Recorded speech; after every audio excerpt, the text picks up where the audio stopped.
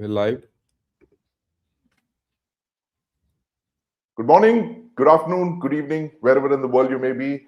Welcome to this collaboration between Gunners Short and Chakra News. I'm Sandeep Punitan, Editor-in-Chief of Chakra News, and of course, I'm joined by my friend Lieutenant General P.R. Shankar, who runs Gunners Short. It's a one-of-a-kind YouTube channel, which you must like, share, and subscribe to. And of course, Chakra News as well. Welcome, General Shankar. Morning, and how are you this fine Saturday morning, Sandeep? General Shankar, I must say it's just been 10 years into the new year, and I feel like we've been, 6 months into 2026 already. 22. Well, events are moving at the pace of months and days as we are speaking. And today we're here to, throw more light on Trump's imperial presidency, something that was coined for President Richard Nixon in the 1970s. Arthur Schlesinger coined that phrase for him, but it appears that Trump is taking that in ways that we never imagined, and that's what we're going to be talking about today. I have a lot of questions to ask you, General Shankar, but first, let's start with that map that we were talking before the show began. Yeah, let me paraphrase it in what you said. I'll get that map. They say in geopolitics, many times a week looks like a month or a year, Yeah. and many times a month looks like a week, or a year looks like what happens in a year happens in a week, and that's what Yes. the last 10 days. We've gone into 2025 and the whole world has changed.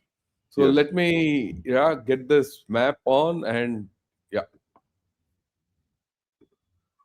yeah, sorry. Let me add this. Some problem. I'm not able to add. Yeah, here it comes. Sorry.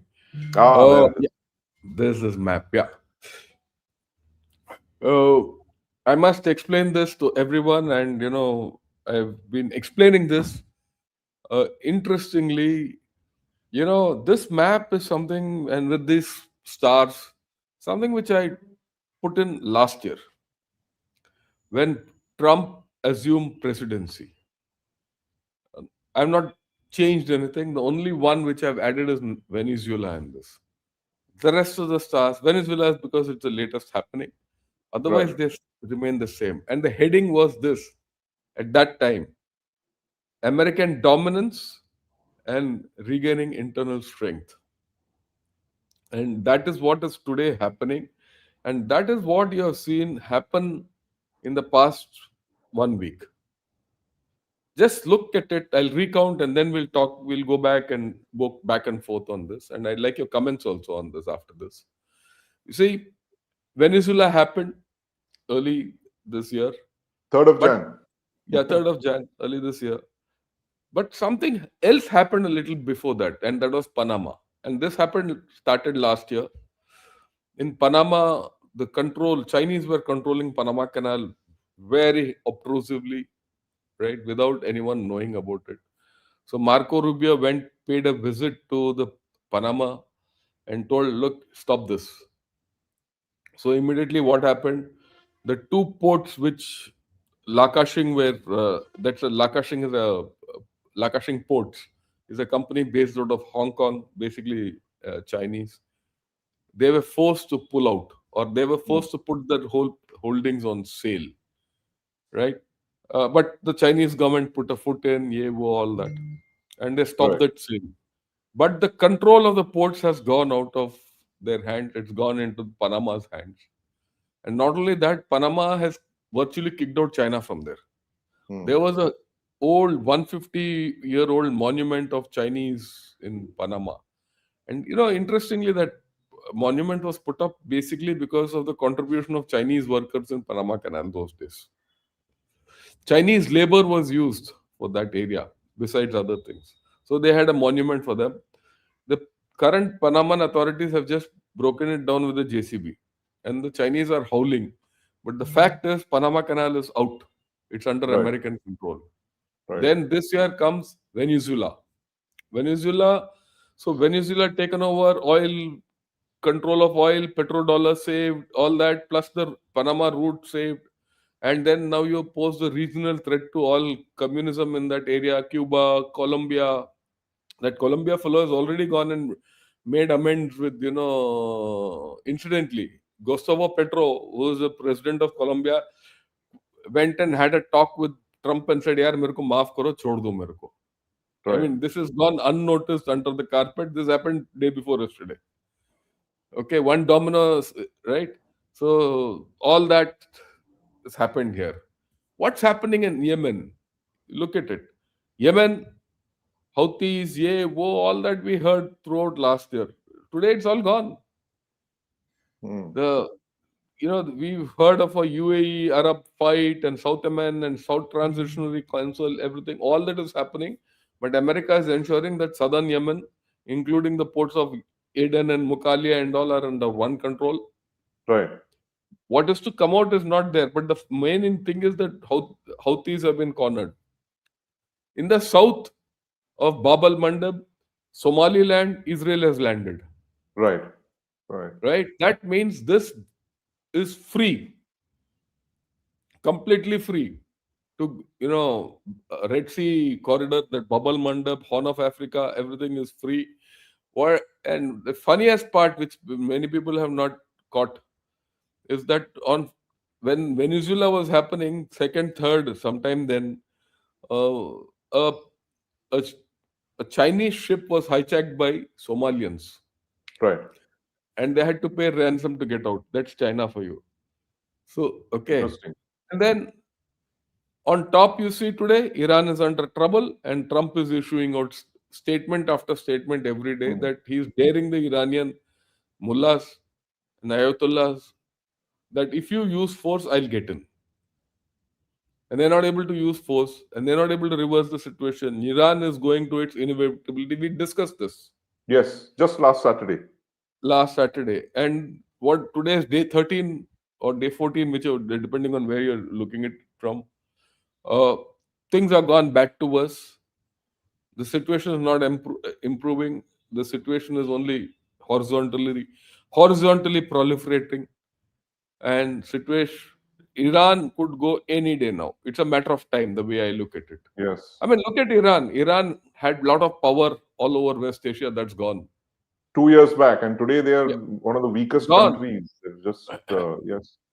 Yeah, they're gone. All their interests are gone. They've defeated in war. Their economy is in tatters. How long will these mullahs continue? What will be the new regime? We don't know.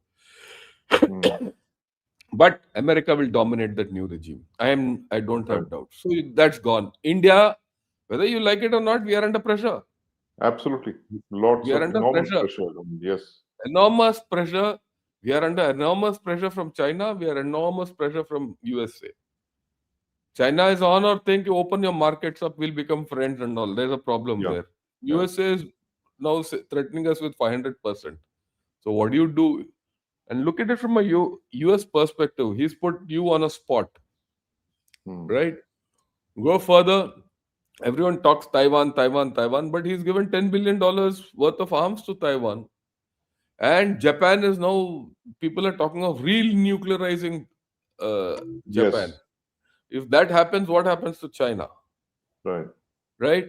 Now, the North, this Arctic routes, right? Those are opening up, and the Those are competition there has opening up. begun. And Yes. one of the first shots which Trump fired when he took over presidency was Greenland.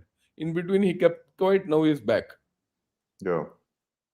Okay. So there is no doubt in my mind that American dominance is back, and it's back like, never before. Yeah. Okay. Absolutely. It's, And that's why we're calling it I the want Imperial your comments on Presidency. it. I mean, I've Yeah. said my Yeah. piece. No. Your No. comment. General Shankar, I mean, we dismiss Trump as a madman and, he's just crazy and all that. But as you just framed it, I mean, there is a logic to all of this. There is a method to this madness. And I mean, we were looking at Greenland. And if you see that the kind of, it's almost imperial, that kind of farsightedness that these guys are showing there. grabbing Greenland. In fact, he's in the last couple of hours, he's stepped up the rhetoric. He's saying that we're just going to take it. Just because you landed there with a boat 500 years back doesn't make it yours. So it's as blatant as that. And I think this is just a tactic to. I'm sure there's not going to be any military takeover of Greenland, and they can, but they obviously don't want to do it. There will be some kind of a deal on Greenland.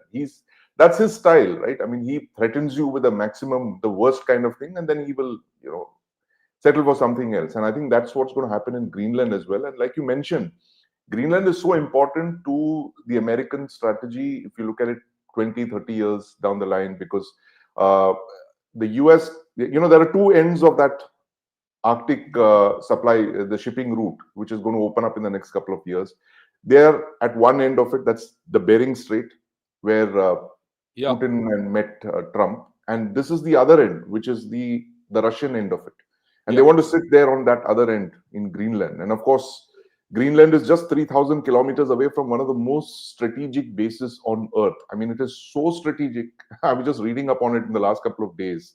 The Kola Peninsula, it is crawling with Russian ballistic missile submarine bases. It's the most critical Russian strategic peninsula, a geographical feature actually, where all their missile bases, all their submarines are based there, second strike capability. So there are multiple reasons why he wants Greenland. But this is one of the most fascinating maps that I've seen, where you actually put it out right there. All of it's like a X-ray of Donald Trump's head yeah, and all yeah. This is the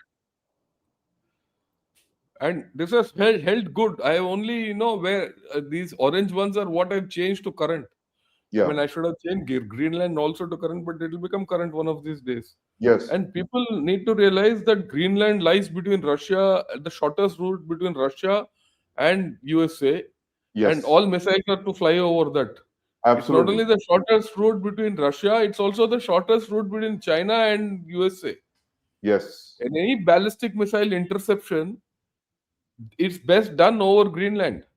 yes. Which is why the Oh, Americans have a base there. They have that space base, yeah, they have a big, base, but that yeah, base is hardly, 150 what this fellow people, wants to do now is he'll probably put anti-ballistic missiles there, right?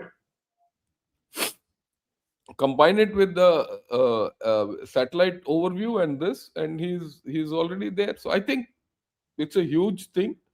Uh, and I'd also like to go back. Why? I mean, okay, let me ask you this question, and I'll Yeah, come up with it later. Why do you think his strategy is imperialistic in nature? Because you came up with this coinage of, imperial presidency. yeah. So imperial presidency, because American presidents. I mean, the American president is the most powerful figure on earth, whether you like it or not. And but they had a way of doing it. They had a way of conducting business, which was couched in diplomaties and legalese and all of that. They would launch a coalition. They would not go into unilateral actions, and they would manufacture first. You'd manufacture the case. You make a thing that Saddam Hussein has got weapons of mass destruction. We need to take him out. Then they would build that coalition. Then they would go and go to the United Nations and all of that. So there was a certain way they would do it in the 21st century. I'm not talking of the 19th or the No, 20th. But Trump has just ripped up the whole playbook, and he is going directly, just the way emperors in the past in the 19th century used to do. Oh, okay, you have that land, I want it. You know, you either sell it to me or I'm going to take it by force. So, in that sense, this is more of an imperial presidency, and it's more imperial than any other American presidency that we've seen. It's very, very, it's a blast from the past, if you can put it that way. I have no other way of saying, and that's what I think we are still trying to make sense of it. The Americans, of course, are living through it, but the Europeans are dealing with it. This is bolt from the blue for them. It could mean the end of NATO even. And it's actually going to spark off. It's going to have a lot of consequences. 20 years down the line, we will be still studying this presidency, because what it's going to set off is a chain reaction where you will have countries now saying that, look, I can't depend on an alliance to save me. I will have to militarize myself. I was just looking at Denmark's military. I mean, it's got one of the tiniest militaries in Europe. So there was a friend at India Today was asking me how long would it take the Americans to take over Denmark militarily. I said it would probably take them half a day. They'd be there by lunchtime. It would take and have dinner. one. Yeah, exactly. One assault ship. They have what the Danes have 6 frigates and they have no submarines. Their entire military is smaller than the Indian Coast Guard, which is about 15,000 people, 10 or 15,000 people. So countries have never invested in these kind of capabilities, and so it's a big wake up call for a lot of people. And I think the Europeans have started rearming, militarizing. Countries are starting to reach for nuclear weapons. I mean, that was the biggest takeaway for me in 2025, where there was a time in history where you rarely spoke about nuclear weapons. But in 2025, I think that nuclear rhetoric touched sky high heights. Where you have the UK reaching for nuclear weapons, you have other countries, contemplating. South Korea and Japan, for instance, they're talking of a second strike capability, those kind of things. So we are looking at the world today in 2026 in a way that we've never seen in the last, certainly not in the 21st century. And I think that But, era of great power competition is back in a very, very big way. And like you said, but it's all about China. let me put it in a. You said great power competition is back in a big way. I agree with it. But do you think there's a great power competition at all, or it's being beaten out of shape? And do you think this imperialism of Trump will continue here for the next 3 years? Because you've Well, seen two great powers beating retreat. so it's essentially the contest is between the US and China. And, Yeah, the US is the dominant power, is the hegemon. China is the power that wants to displace the United States, and it is a manufacturing powerhouse.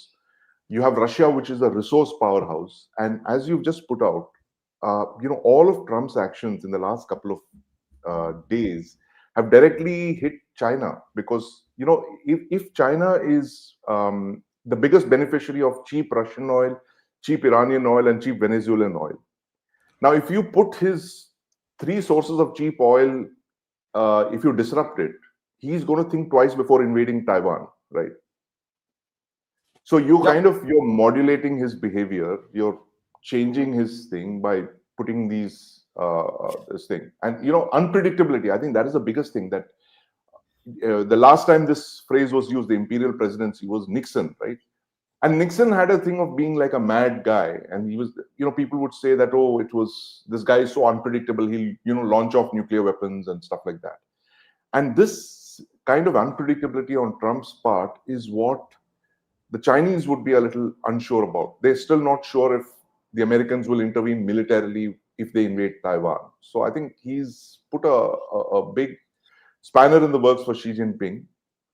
But Yeah, I want to ask plus, you this, Sunil Shankar. You think he's going to cede Asia to China and keep the Americas to himself and say that, look, I don't care what you do in Asia. I'm going to keep Americas. What you do in Asia is your problem. I don't think so. If you read his national security strategy, which has come out, and it's very clear what he's going to do, Hmm. and he's enunciated it already in black and white. I'll have to go back a little to come back to this national security strategy. See, go back to his first term.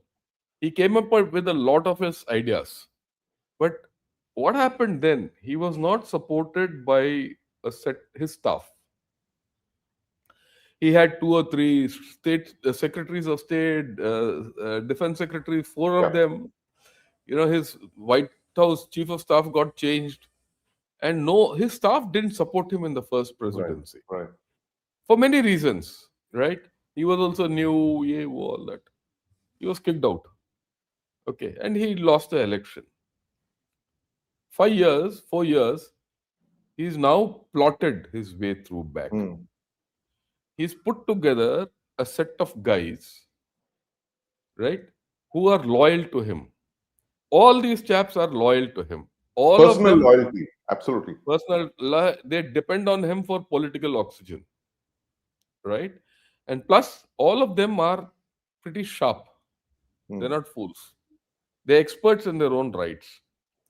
He's put together that team and he's been doing all this. And he's produced papers, thought papers.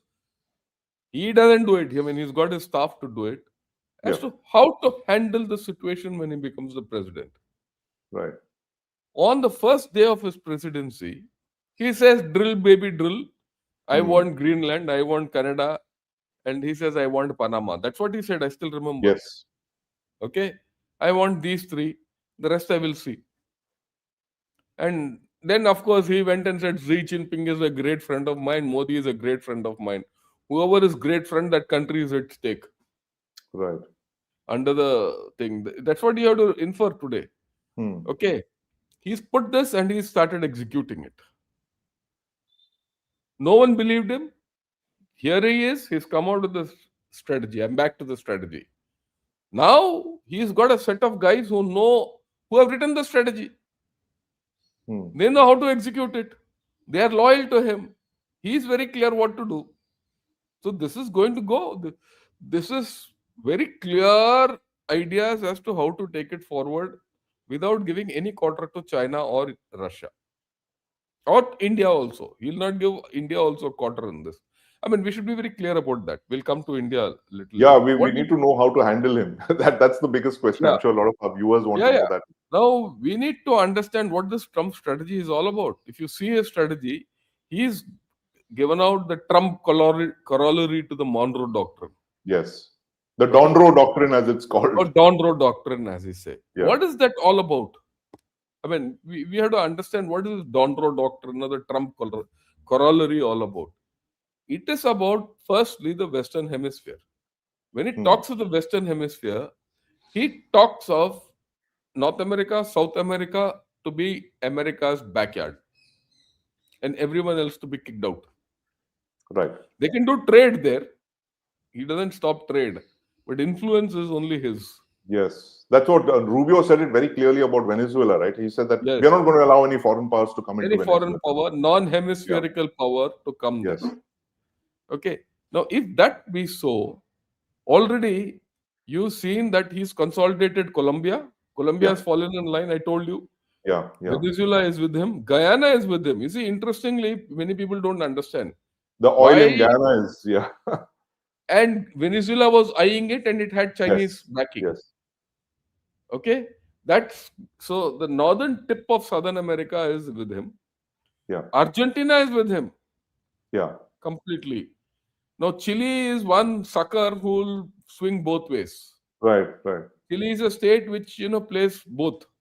Now he'll slow and steadily he'll start twisting Chile also. They'll But fall. there's one other country you haven't mentioned, General Shankar, which has been there in the backyard for what, 60 years, 63 years. Cuba. Cuba. Cuba will fall now. The next domino to fall there will be Cuba. He's going to go after them militarily. No, he doesn't have to.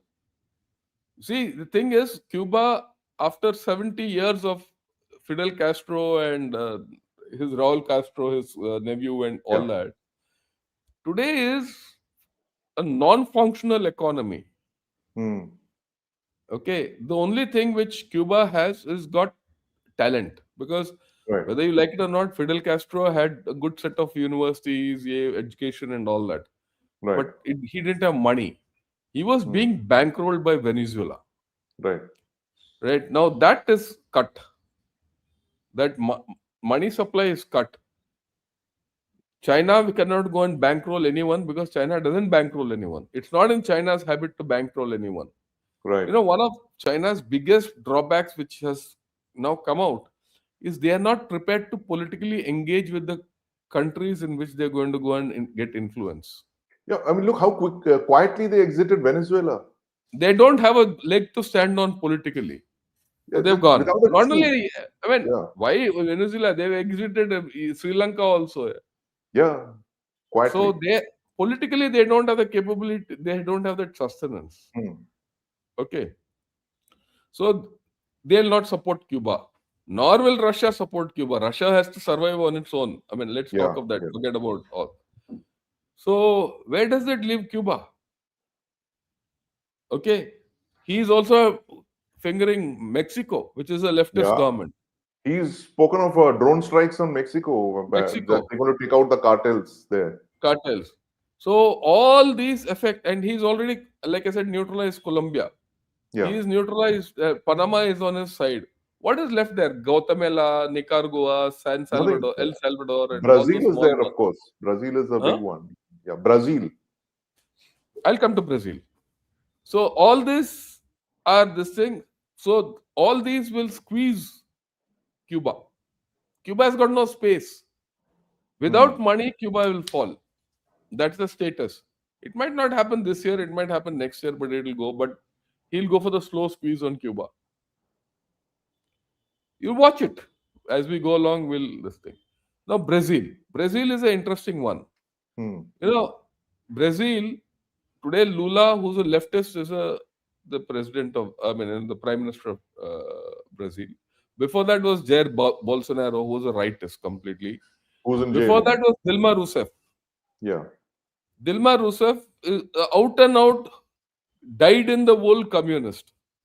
Okay, and she's sitting today as head of new Asia Bank or something like that, or some one of these SEO type of banks in China in Beijing. Okay, and she's a complete Xi Jinping acolyte, and Hmm. and Lula's chela, Lula's Right. protege, and before Right. that was Lula.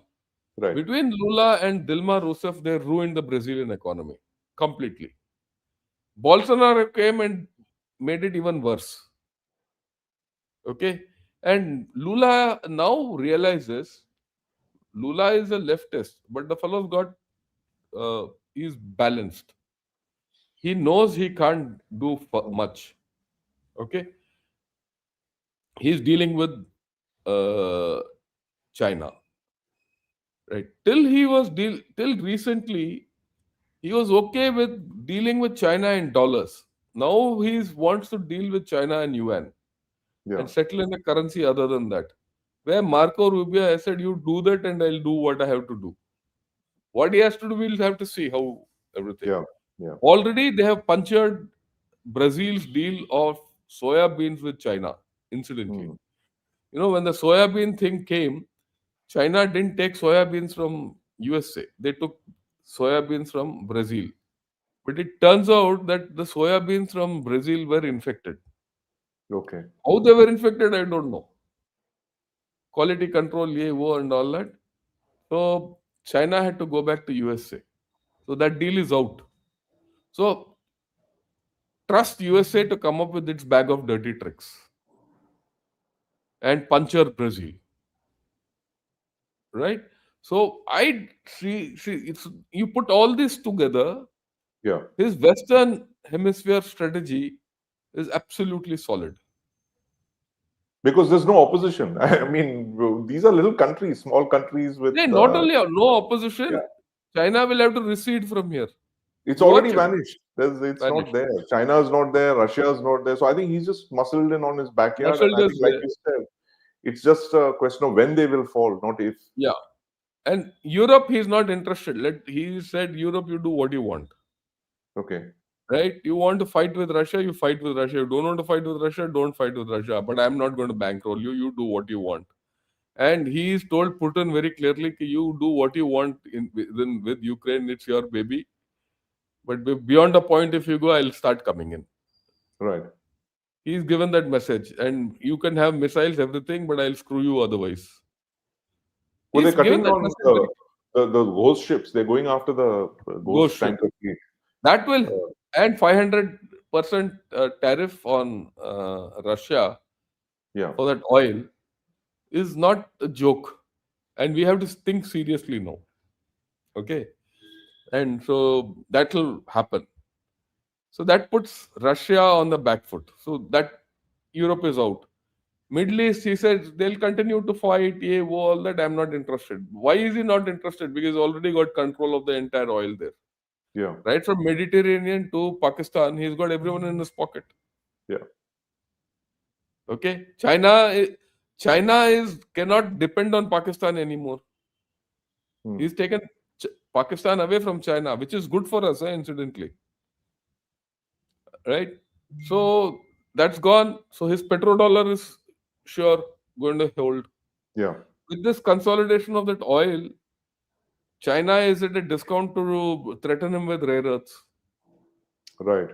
Right. Plus, China has to now buy oil at normal rates, not discounted rates. So its Not economy discounted. is going to whimper. He's basically created leverage against both Russia and China. So China, otherwise he yeah, had no leverage. So no now he's leverage. created. Yeah. Now So you come to the Far East, yeah. right? Japan and Korea. Japan, Korea, Taiwan. Taiwan, he's giving $10 billion, arms. Weapons. Yeah. After that, you think China can do anything against Taiwan? China can do nothing against Taiwan militarily, right? And Japan, all of a sudden, has started talking of nuclearization. And if you Right. read Chinese mainstream media, Yeah. they're talking 30% of the time they're talking of Japan. Yes. No, Okay, and the language they're using is very extreme. Not that China has any other way when it comes to Japan, but they're saying, "Look, I don't understand Japan." Who was it? Victor Gao was saying that recently. yeah. Uh, Japan surrendered to us in 1945. What are they jumping about 80 years later? That's the kind of rhetoric they're using.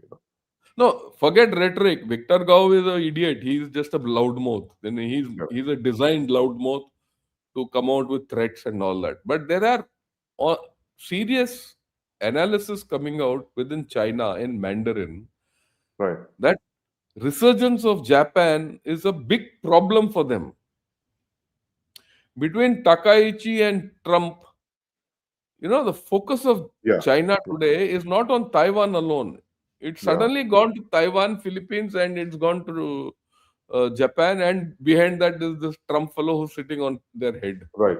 Right. Because they're strengthening that first island chain. Why? They're Yeah, opening up bases. They're reopening bases. Subic Bay and all of these bases were what we used to speak about during yeah. the The Cold Subic War Bay is in Philippines, in the right? Philippines, and Guam Yeah, is being strengthened. They're opening up new bases near Japan. So it's a kind of remilitarization of the East Asia that we've not seen since the Cold War, at least in 30, yep. 35 years. No, And it, this is very interesting times that we are in. actually, this is not new. Again, this is not new. I spoke of this at the beginning of Trump's tenure. Last A year. lot of remilitarization of the first island chain Yeah. and Philippines and Guam happened towards the end of Biden tenure, and Yeah. this fellow's upped it. It's already there. Yeah. It's a response to, I think, the Chinese PLA Navy. I mean, the way Yeah, they've been surging ships and submarines. So they all want that. to, basically hold them in the first island So they chain. held them there. So China is Yeah. boxed in. Yeah. So where does that leave? And let me ask you this question. All this we've said, Yeah. but do you see China reversing the story? I think it's going to be very difficult for the Chinese. I mean, they of course have a lot of strengths. They've built up a navy. They've built up their manufacturing capacity. What 50% of global manufacturing output by the end of this decade, I think. They're in a very strong position. They have, weaponized trade and commerce, and they've weaponized rare earths. So all of that. And I think what Trump is doing, you might not like the man, the way he is so brazen. I mean, he's saying that that the Nobel Prize winner is going to come to Washington, and be really nice if she gives me the Nobel Prize, or words to that effect. So that's going to it's unprecedented, this kind of imperial language. But I just had a quick thought when you were talking about it. There's a very important date in this year, in 2026. That is the 4th of July 1776. That's the 250th anniversary of the United States. So there is something in me that tells me that he is planning something. I mean, of course, there is a lot of celebrations that they've planned, but there is something that he wants to do, which is possibly, create a 51st state or something. Who knows? Greenland could be that 51st state. He wants to. It's all about legacy for Trump, I guess. He Yeah, is yeah. now fighting to build a legacy on which the next election will be fought by whoever his successor is. So I think that's a thing that we are living through. But Jan Shankar, what does this mean for India? You've set the pace. You've set the whole the global state of play. But India is in the middle of this. We are in a tight situation right now with the United States. What are our options? I mean, Okay. where do we I, go? again, I'll step back, and I will see what is the opportunity for us, because I would like to see USA not as a threat anymore.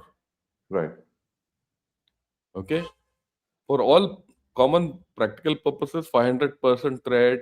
I mean, everything is a threat. Take a step back. Go back. I'll ask you this question and a quick answer. 90s, mm, 2000, 2010, that decades. What is your biggest problem? Radical Islam, terrorism, and yeah, all that. Isn't it so? yeah, yeah. Where were the wars being fought? In the Middle East, West Asia, Middle East, West Afghanistan, Asia. Iraq, global war Yeah, on terror, global GWOT. war on terror and all Yeah. that. There was one nation which never participated on all this. Are you talking about Israel? China. China, right? China never takes part in any wars, nothing Wow. else. They're very Now that's smart. the that's the thing. For 3 decades, the rest of the world were fighting each other Yeah. silly for very many reasons. Okay. Many other whatever there are wars going on. China was not involved in a war. It got 3 decades of peace to progress. Yes. In that time, manufacturing, finance, all that shifted to China. They never bothered about Right. Taiwan. They never bothered about anything. They were just producing, manufacturing, economy, all that they Yeah. were doing. And they went with anyone and everyone. They said, okay, Russia के साथ दोस्ती कर लो. They said, India के साथ दोस्ती कर लिया इन्होंने. Hmm. Okay, and they did dosti with everyone. There no geopolitics, no nothing. Right. Bro, and they progress. Okay, today are you in that state or not? Today you're not Hmm. involved. You okay? You have a problem with China, you can handle it. You have a problem with Pakistan, you can handle it. But the major wars, the major focus is where You're not in is the that major major focus. Yeah. is the major focus. Like let's look at it from an oceanic perspective. Is the Yeah. major focus in the Western Pacific? Yeah. Yes. Right. Is Certainly. the major focus in Atlantic? To an Yes. extent, yes. Yes. Yes. Atlantic Pacific, that combination. Is there a problem around, Middle East? It will continue. Right. It doesn't affect you.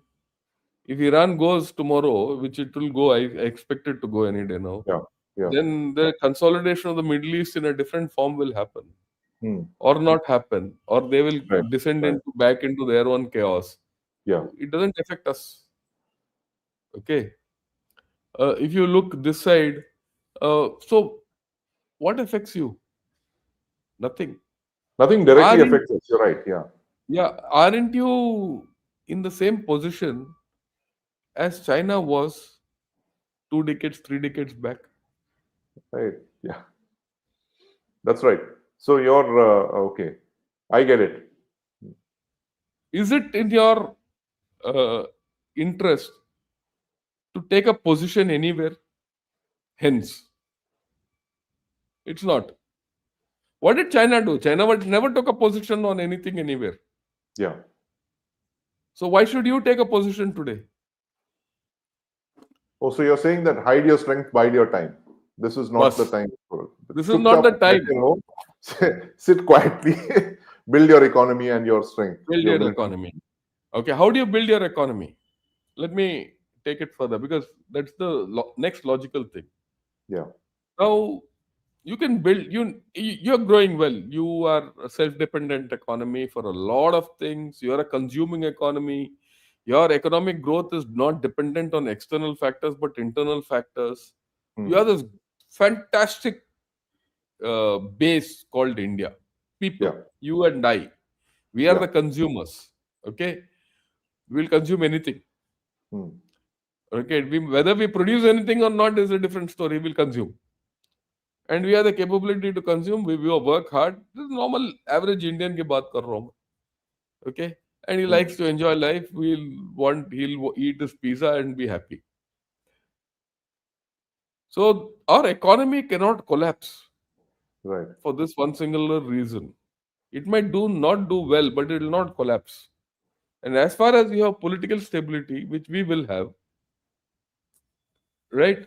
There is no India will always be an economic power from here on. Right. It's a given. Okay. So you have this thing, you have to build on it. Hmm. You have the talent, yeah, all that. So you need investment to go to the next level. Who will give you investment today? You can get investment into India only through three routes or three sources. One The source Europeans is, and the Chinese. I wouldn't say European. Europeans can't invest. Right. Americans, Middle East, and the Chinese. Europeans can reinvest if they can. Reinvest. Hmm. They get their investment out of China and invest into you. For that, they need a tide to come their way, which is not coming at this point of time. So you will have no problem of attracting uh, investment from Middle East. Right. There's no problem. It will keep coming, irrespective of everything. But that's limiting. China taking investment from China is dicey. Hmm. You'll agree with me because that we've had a bad experience of investment in from China because they'll undercut your everything. They'll bribe our people and establish front end guys here and loot everyone. Yeah. We've got out of it. We shouldn't get back into it. The third source is US. There's no fourth source. I mean, forget Europe at this point. So US is investing in us. Right. The current state of investment from US or prospective is around 60 to 70 billion dollars. They have no choice. See, the Americans also have no choice. They have to come to India. Google is coming to India. Microsoft is coming to India. All these big guys are all coming to India. Even Elon Musk wants to come to India. Everyone wants to come to India. Their destination of investment is here. Right. Okay, and Trump says no migration. So if there's no migration into USA, Hmm. right, and they can't get Indian talent to work from them there, these are all corporations. They're looking for profit. They have to come to India, and they're doing it. So your economy can't get undermined. Your economy is Right. now twinned with USA. Hmm. Remember this. It will not disintegrate. It cannot come out. Your IT sector, yeah, yeah, we are joined at the hip with USA. Right. The second thing is you have this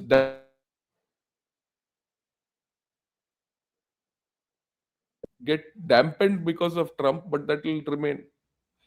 If anything, it will rebound after Trump goes. You're talking of first, second generation diaspora who Yeah. have gone going up the political ladder. You'll have a backlash today, I have no doubt. But I'm giving you the long term picture, Right. right? And then the third is the defense deals which you have done for the past 25 years. Even if you don't do any other defense deal tomorrow, for the next 25 years you have to depend on them. So whether you like it or not, you have a link with USA which will not run away. Right. USA also has the same thing. If they're investing 67 to 70 billion dollars in India, they have a commitment. They have no Hmm. other place to go. They need your manpower. There's no manpower left anywhere else for them to take. They have to come here. And ultimately, Indian Ocean controls world's trade routes. Yeah. Okay, they have to invest in you to control that or be partner to that. They cannot leave all this to anyone else. And that is why, if you see in the Trump strategy on Indo Pacific, he talks of Delhi. Right. He is made mention only once, but that's a very critical thing which he has mentioned. He's not a fool. He knows importance of India. What does he not want from India? He Hmm. doesn't want India to get close to China. That is a given. Right. Okay, he's uncomfortable with this BRICS, BRICS and right? RIC. Certainly, RIC RIC. would be a Yeah, red rice RIC for is a dead horse. I'll don't. Right. Then it's a waste of time. And he wants us to get off Russia. Yeah. That's it. Can you manage it? Can you manage it? Can you do a deal with Trump on all these issues? Absolutely. And I think that's what's pending. They've been talking about that deal, the trade deal, which Yeah. Lutnick said that was held up because, Prime Minister Modi didn't call and, Oh, that kind of that is something different. bargaining tactics. Bargaining tactics. But I'm looking at a macro picture. Yeah. Is there a case for us to do a different thinking and say, look, our future, what does our future hold? Unimpeded progress for the next 10 years. If you do 10 years. unimpeded progress for the next 10 years, you're out. 8% growth, more than 8 You'll get. plus. You'll get. So, if that is the case, is there a case for us to start accommodating? Uh, I would say not start accommodating USA, but do a deal with USA Right. and get the best out of them. A trade deal. Uh, I would say trade deal, any deal, you call it the way you want, Right. pander to his fancies, and something, something like do howdy modi from my side. Okay. Okay, whatever it is, do something to get that guy on your side. And the thing is, with Iran going the way it is, if Iran Hmm. falls tomorrow, and already Israel has said no to Pakistani troops in Yeah, Gaza. they've vetoed their this thing. I think the Munir must be relieved with that one. He said, "Look, I But the tried." fact is that no, Favorite field the marshal. yeah, he need not send people. But if Yeah, Munir doesn't have to send troops there, can't send troops there, and if Iran falls, Munir has got no value for Trump. yeah, He'll drop that fellow like a hot brick. right. So if he is being dropped like a hot brick, what's our problem? Hmm. You have Israel, who's your good friend. Use Israel to be the via media with Trump. It should be in Israel's interest to keep India on its side for Gaza, wo, and all that. Tell Yeah, Trump, here, lay off. He listens to right. Israel. Have we used that? Have we used Benjamin Netanyahu? I'm sure they must be doing that. And given the fact that So let's see. I Prime hope Minister so. Modi, yeah, No, I is hope very so. I close to mean, him. I am only opening up, you know, pathways, Possibilities. possibility. And I Yes. was just reading today morning. We'll talk of Russia as our Yeah. bosom friend and all that. Yeah. I'll reevaluate this today. Right. Let's reevaluate. Of course, Russia is our good friend. I still maintain that we should have good relations with Russia. But equally, Russia is selling engines to Pakistan for Yeah, for the JF-15, JF-17. JF-17. That's 17. right. And they have recently opened up a RT TV in Pakistan. Pakistan. So what is this friendship? Yeah. What is this friendship? So when he is looking for his economy and he is looking to this thing, isn't it time for us to look to our economy, our security, and our thing? Why should you go to Hmm. Russia and say, I'll take oil from you and bail you out? Hmm. One. Number two, view it in the thing that, okay, tomorrow Iran falls. If Iran falls and a Western oriented or a neutral government also comes there, that oil is on the market. Yeah. If that oil is on the market, why do you want to take it from Russia? Take it from Iran. He was one of your biggest suppliers. Right. And if Iran oil comes on the market, there'll be a fall in the oil prices, so the discount won't work. There's Yeah, already a glut. Today there there's is. no require. There's a glut already. If that Venezuela oil and Iran oil comes into the market, oil which is today at $60 a barrel might go Yeah, to will drop. 40-50 dollars. Then it doesn't matter whether you buy oil from Russia or not. Yeah. And So in basically, any cheap case, oil floods the market. Yeah. yeah, and in any case, let me again put it: the oil which you get from Russia is not for your domestic consumption. You're exporting it. Yeah, It you're only refining it serves, and you're, yes. yeah, it only serves your refiners, which is Yeah. Ambani and gang. Yeah. For just Reliance का जो मुनाफा जो है, you can't sacrifice national interest. Right. So I think we have to recalculate. Russian oil, I want your views relook at on that. Russian oil. Yeah. No, I No, and not completely only agree. Russian oil. I'm Yes. talking about our entire stance as a whole. Reevaluate our stance with Russia.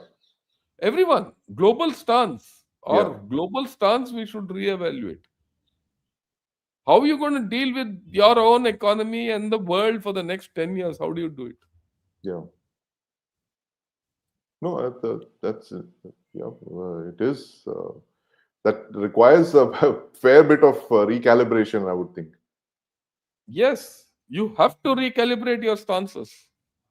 So in January, I think you have two very significant meetings happening in Delhi. You have the Merz is coming, the German Chancellor, and there's talk of one major defense deal that's been signed with the Germans.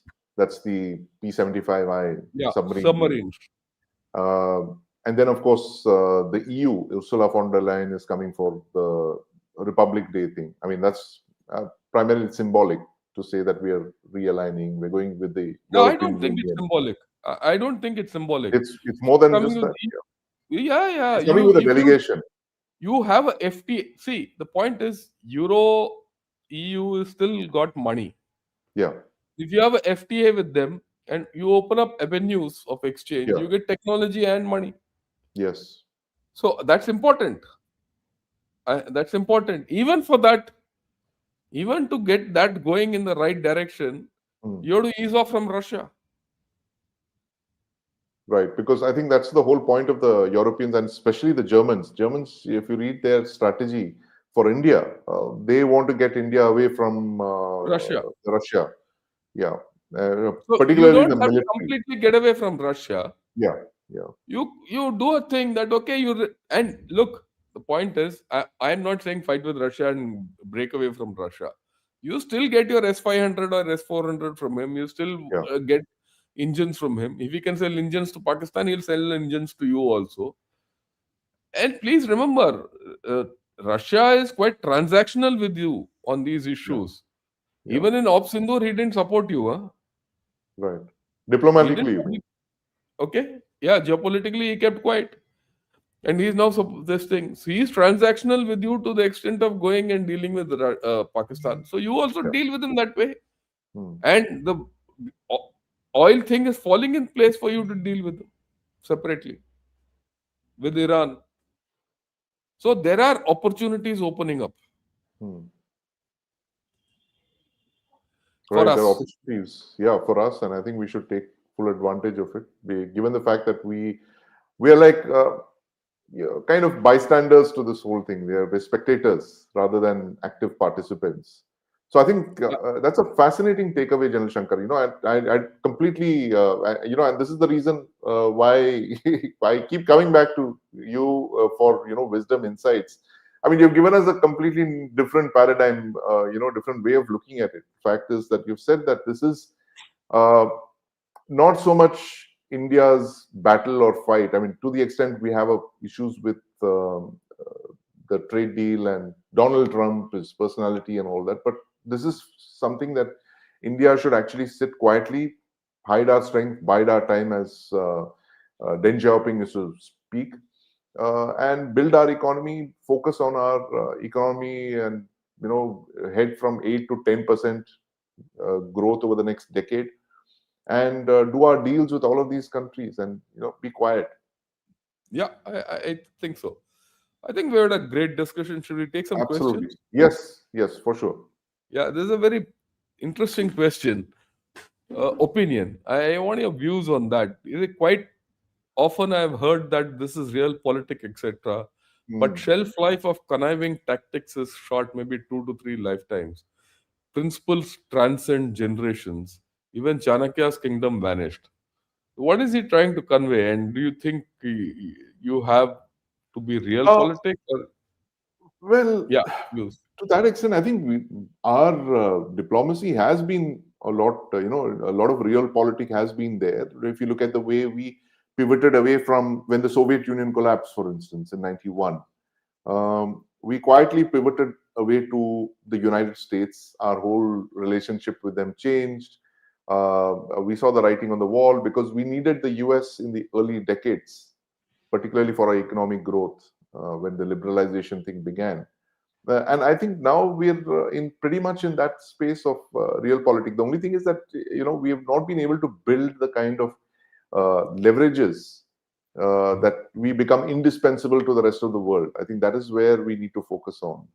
I think we'll And get there. yeah, we need to do that. Build up more than just a market or human resources. Maybe build products, the kind that the rest of the world can't do without. I think we started on that game, but we're very late. We are late entrants. Now we have to, look at ways to do it. Yeah, Um, I agree with you. The next question. Dear sirs, can you state if the 500% tariff on oil is a threat or a real risk to India? Thank you. Yeah, your views.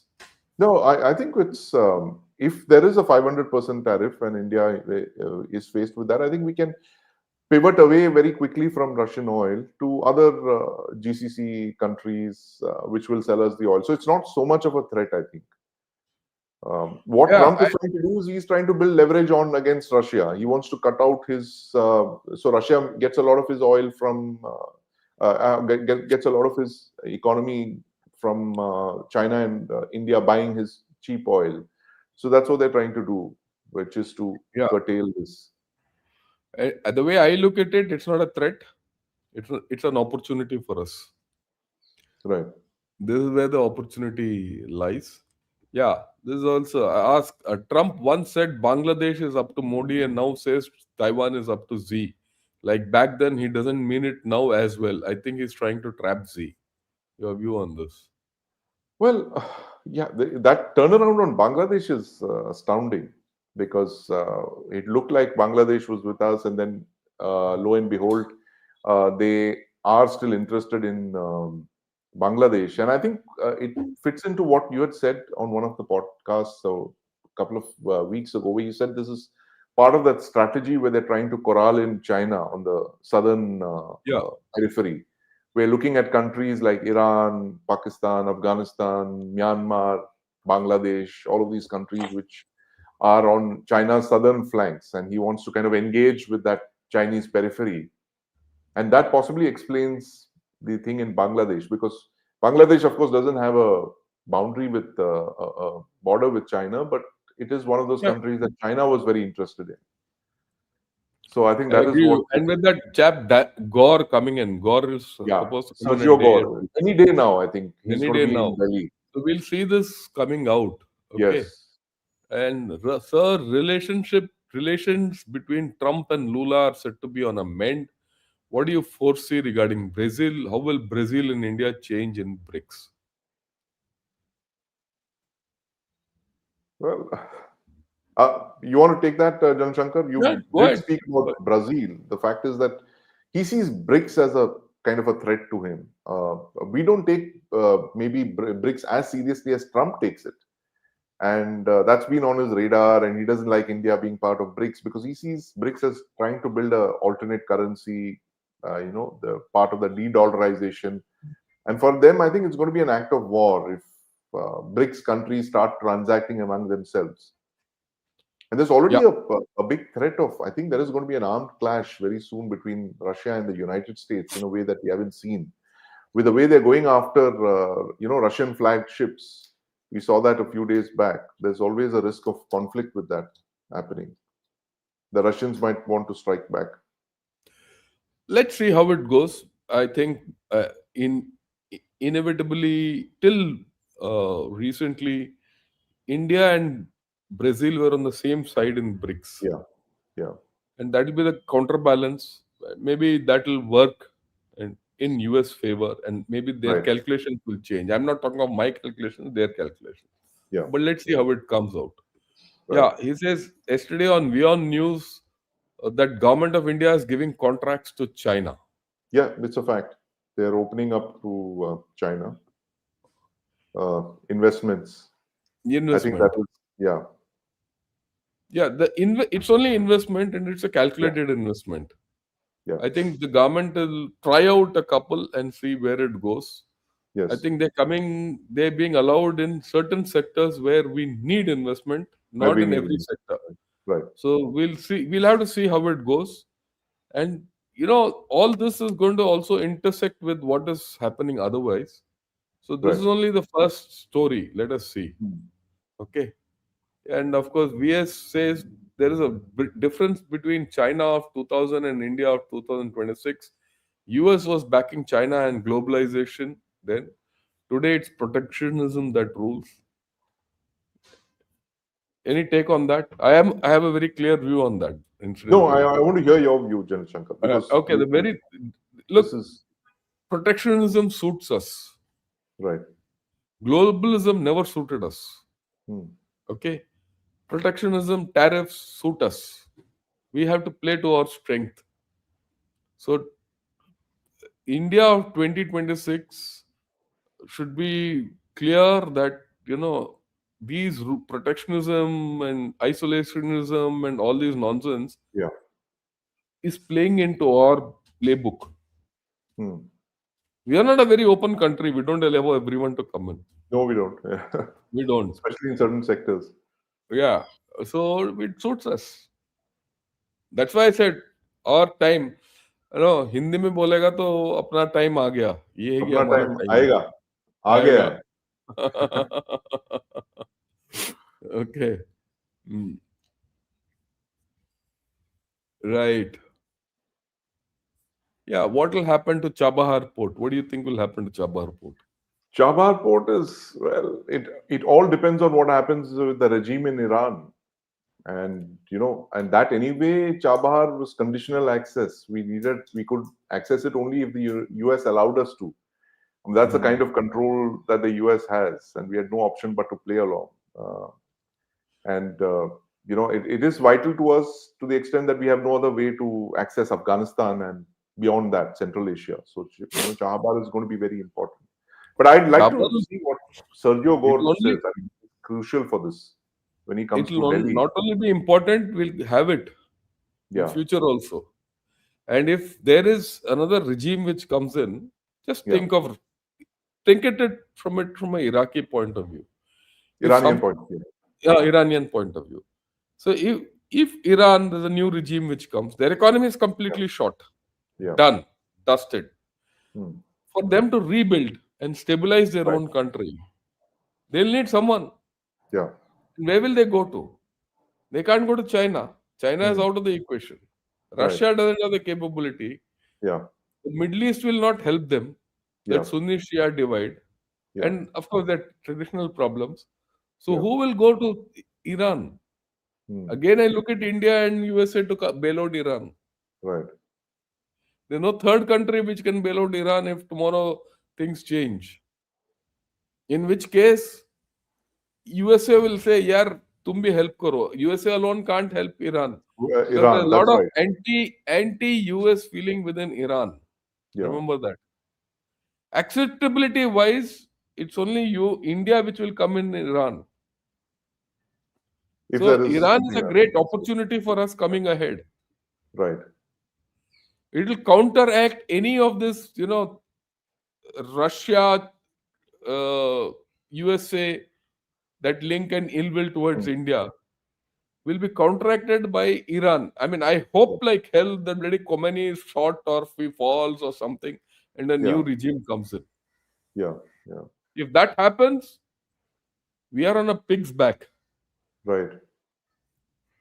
So Okay, it's this good is a for very us. A nice, regime change in Iran is good for us. Yeah. very good for us. Vivek Berry says, "Be nice to USA. Nothing costs or costs very little." Your view on that? No, absolutely. I completely agree. We have to, at least for the near time, we need the United States uh, Yeah, more than any other country in the world right now. I It's very clear. agree. Okay, India should focus more on Indians in India and not about NRIs. Absolutely. Where's the doubt? Yeah. Like, uh, Trump is forcing a regime change in India by infuriating the farmer by imposing ego milk dumping. Your thoughts? No, I don't think they're forcing any regime change in India. It's They not can't, that yeah. easy. I mean, let's put it this way: they can't. Yeah. ख्याल Okay. अच्छा है. ख्याल But अच्छा yeah, नहीं ये है part of that Khyali pulao. Khali Pulao. Yeah, that's right. Yeah. Okay. So we've touched a lot of questions, Evo, and all Absolutely. that. So your final thoughts, and then we'll close up. Final thoughts, Jan Shankar. I mean, fascinating talk as always. The world in flux, and trust you to come out with clarity on that. That the Trump imperial presidency is not a flyby, a seat of the pants kind of a feeling that some one person has. It's a plan that they're working to, and I think that a lot of these pieces are going to fall in place in the next couple of months.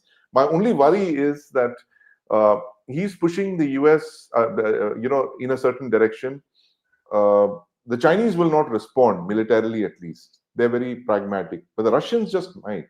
You start seizing a lot of Russian tankers, Russian flagged vessels. The US has never done that. They've never boarded and seized Russian ships. That is going to, result in some kind of pushback from the Russians. They're forced to retaliate. They will do something. They might sink a ship. They might fire. So there is going to be an issue there. And how quickly can you de-escalate? Putin is already pulling out of the peace plan in Ukraine. So there are a lot of imponderables. So while Trump is working to a plan, Putin is also working to a plan, and he doesn't have a lot of chess pieces. But the ones that he has could, Pretty spring a lethal. couple of surprises. Yeah, and they're pretty lethal, and you don't want to try him on those hard power things. So that is the unpredictability, and that's why I think we are sailing in very uncharted, dangerous waters. I mean, not we, the world is. World, We yeah. are not. We are a bystander to a lot of this thing, and why we watch the way things are, shaping up. But we are actually going through very dangerous times. Countries like the US and Russia, and of course, China. But I think next Saturday we're going to have another, and I'm sure the way things are progressing. This T20 match of geopolitics. Last year was T20. This year I think it's T10 or something. It's T10, every yeah. side has Some just new 10, format. 10 overs. So we will have something far more interesting, I guess, to talk about again. If it's not geopolitics, then we come back to India and India's near abroad. But once again, thanks very much, Jan Shankar, for making sense of this. And for all of you who are watching, don't forget to like, share, subscribe. Gunner's Shot, one of a kind channel. Chakra News. We do serious debates on topics that you wouldn't find in very many places. Taking advantage of Jan Shankar's reach, understanding. He's someone who fires far beyond the horizon, beyond the range of conventional artillery. Uh, and with that, Jan Shankar, I think it's time to say goodbye and see you again next Saturday to all our viewers out there of Chakra and Gunner's Shot. Thank you. Thank you. Have a great day and a great